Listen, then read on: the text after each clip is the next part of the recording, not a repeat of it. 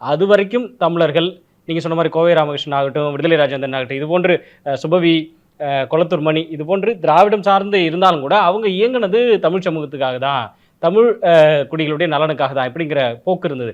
ஆனால் நீங்கள் சொன்னது போல் தமிழர்கள், தமிழ்நாட்டில் வசிப்பவர்கள், தமிழர் அல்லாதோர் அப்படின்னு இப்படி டிஃப்ரெண்ட் கேட்டகரிஸ் வர்றதுக்கு காரணமே சீமான் தான் அப்படிங்கிற இந்த ஒரு குற்றச்சாட்டும் இருக்குது.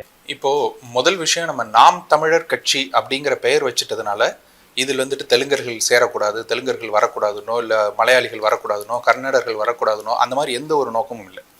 எல்லோரும் இருக்கிறார்கள். இன்னும் சொல்லப்போனால் வேட்பாளராக நிறுத்தப்படுகிறார்கள், முக்கியமான முகங்களாக அறியப்படுகிறார்கள், முக்கியமான பொறுப்புகள் அவர்களுக்கு கொடுக்கப்படுது. அது எல்லாமே நாம் தமிழ் கட்சியில இயல்பா நடந்துட்டு இருக்கு. அது ஒரு அடையாள நிறுத்தமா இல்லையா? அது எந்த ஒரு இதுவுமே கிடையாது. யாரையும் வந்துட்டு அதை வந்துட்டு அவர்களை வந்துட்டு மொழி பார்த்தோ, மொழி சிறுபான்மையினர்னு சொல்லியோ நாம வந்துட்டு அவங்களை வந்துட்டு ஒதுக்கி வைக்கிறதே இல்லை நாம் தமிழ் கட்சி. இது முதல்ல நம்ம சொல்லிக்கணும்னு விரும்புறேன்.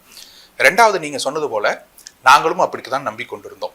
2009 வரைக்கும் இங்கே வந்துட்டு திராவிடர்கள் அப்படின்னு சொல்லிக்கிட்டாக்க நம்ம வந்துட்டு எல்லோரும் தமிழர்களும் சரி, ஆந்திரா, கன்னடா எல்லாரும் சேர்ந்து ஒரே மொழியினரா ஒரு மொழி குடும்பமா வாழ்றது தான் நமக்கு ரொம்ப சிறந்த ஒரு இதா இருக்கும், திராவிடம்னு சொல்லிக்கிறது தான் வந்துட்டு சிறப்பா இருக்கும் அப்படின்னு 2009 வரைக்கும் எல்லாருமே நம்பிக்கொண்டிருந்தோம்.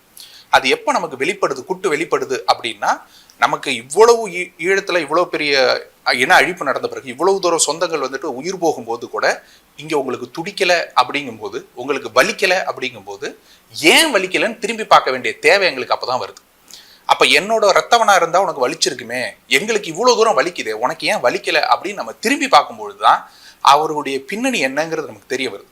அந்த பின்னணியை வந்துட்டு நீங்க புரிந்து கொண்டு அவர்கள் செய்த செயல்கள் எல்லாத்தையும் நீங்க எடுத்து பார்த்தீங்கன்னா, நமக்கு எவ்வளவு தூரம் துரோகமாக செய்திருக்கிறார்கள், எவ்வளவு தூரம் திட்டமிட்டு அதை செய்திருக்கிறார்கள் அப்படிங்கிறது நமக்கு தெரியுது.